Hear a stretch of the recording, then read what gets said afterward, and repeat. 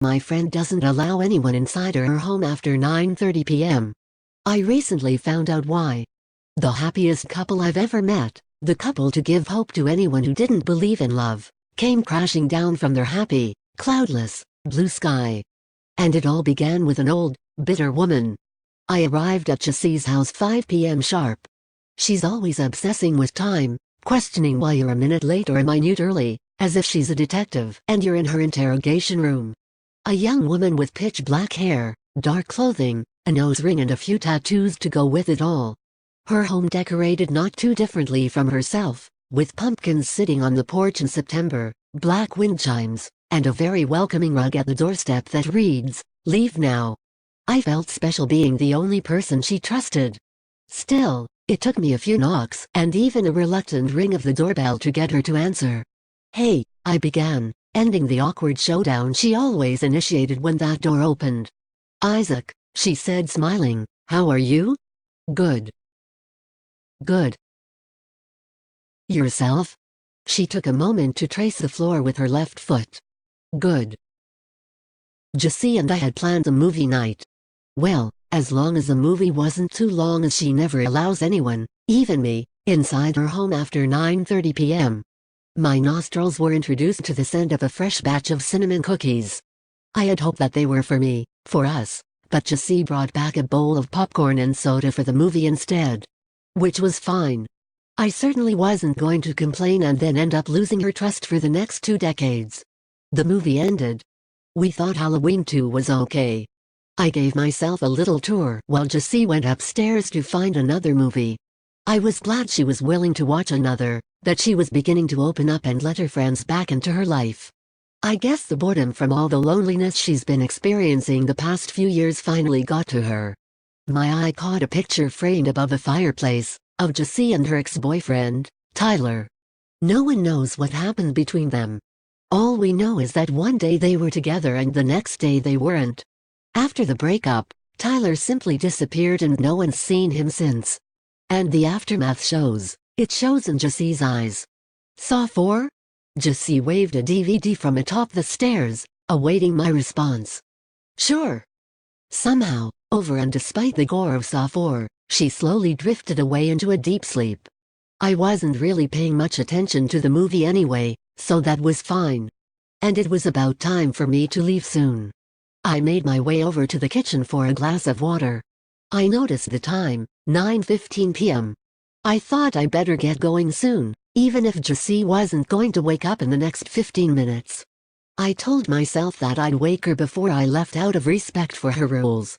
I noticed a tray of cinnamon cookies on the counter and figured she wouldn't notice one missing anyway. I looked down the hallway before turning the sink on to see Jessie still asleep. I didn't want to make too much of a ruckus washing my hands. But it was not the sound of running water that woke her up. It was my scream. As I washed my hands, I made out the face of a man in the window in front of the sink. I jumped back in shock, with Jessie already running into the kitchen with questions. "What? What?" she demanded to know. "Call the cops," I said. "Someone tried to break into your house." I saw him through the window by the sink. "What did he look like?" I don't know. Definitely a man though. I think he was white." She burst out in sudden laughter. "No more movies tonight, Isaac. Time to go," she said in a condescending tone. She didn't believe me. Or she wasn't taking it seriously. "I'm not leaving you here. You're not staying here alone. I'll be fee." "Not happening," I sternly interrupted. Jessie finally noticed the time. Her expression suddenly turned serious and she uncrossed her arms. "Oh, no, it's Isaac, you have to go. You have to go. Now." I poked my head to the side, looking out the kitchen. I saw the same man, through the living room window this time. "Fuck.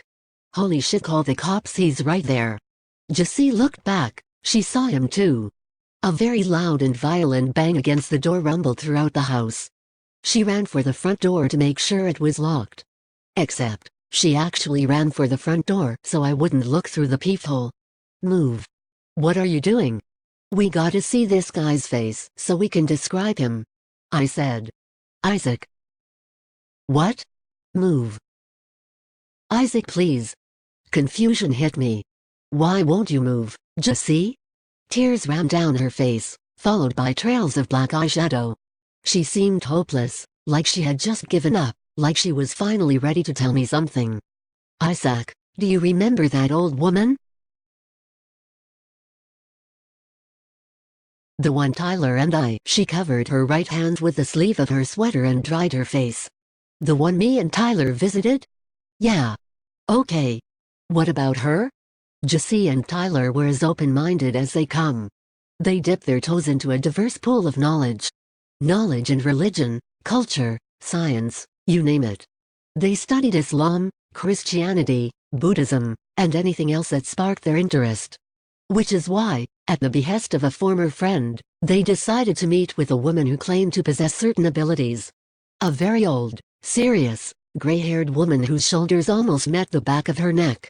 This woman lived up in a mountain, in absolute isolation. Although open-minded and always willing to listen, Jessie and Tyler couldn't help but laugh at the woman, who claimed to be one of the last people on Earth who knew how to practice real witchcraft.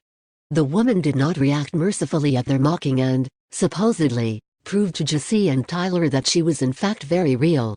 It was a running joke that Jessie would tell us from time to time, even when Tyler left. Come to think of it, they broke up immediately after meeting that old woman. But no one seriously thought that that was their reasoning. Jessie? Jessie. She looked up at me, still leaning against the door. What about the woman? What the hell does she have to do with anything that's happening right now? The tears started again. Then, another very, very loud bang against the door.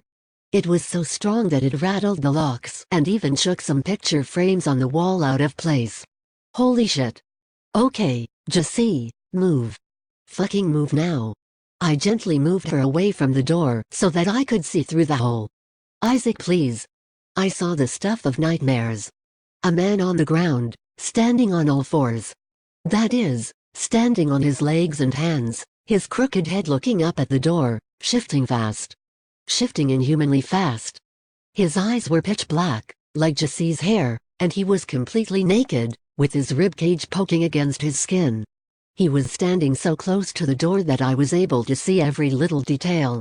Then it opened its mouth to reveal cat-like teeth.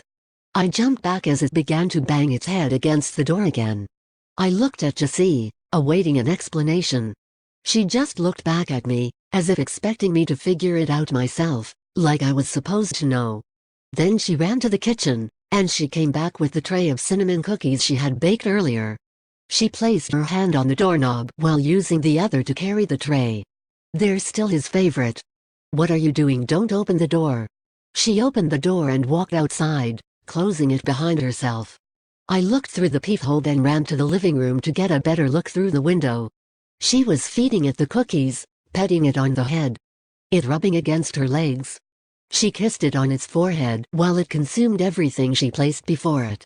Then, in a sight that made me jump back, it suddenly ran off into the woods, moving incredibly fast. I just stared at Jessie as she walked back inside. She froze by the staircase, still waiting for me to say something. By then, I had figured it out.